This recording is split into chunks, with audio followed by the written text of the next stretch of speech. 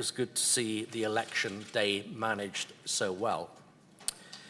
However, we also observed flaws in the election process, with numerous prior recommendations by the OSCE and indeed ODIHR to strengthen legislation and others still left unaddressed. I encourage the incoming government to be more ambitious in improving its election legislation.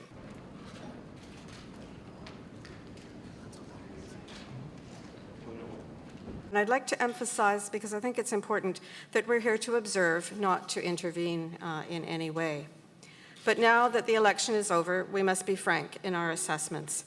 While it was good to see that voting went so smoothly in most polling stations, an election is more than voting day.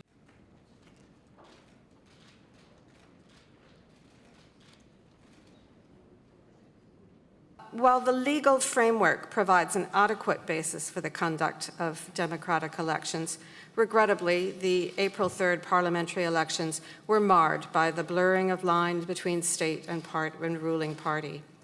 The pervasive overlap between the governing party's campaign messages and the government's communications tilted the playing field.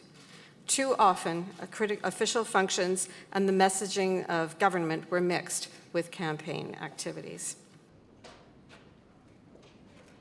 Thank you so much. I'm Lily Beyer from...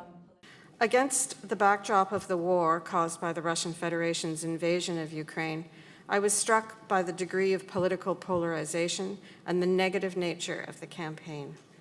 Marked by personal attacks and an absence of public debate, there was little opportunity for voters to consider policy options.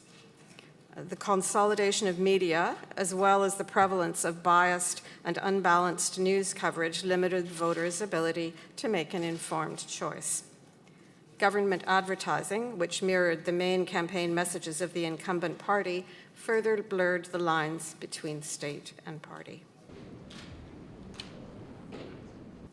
The regulation of campaign financing is a key element for democratic elections, and recent amendments to legislation failed to address long-standing recommendations, both from previous ODIHR missions and from the Council of Europe's Group of States Against Corruption.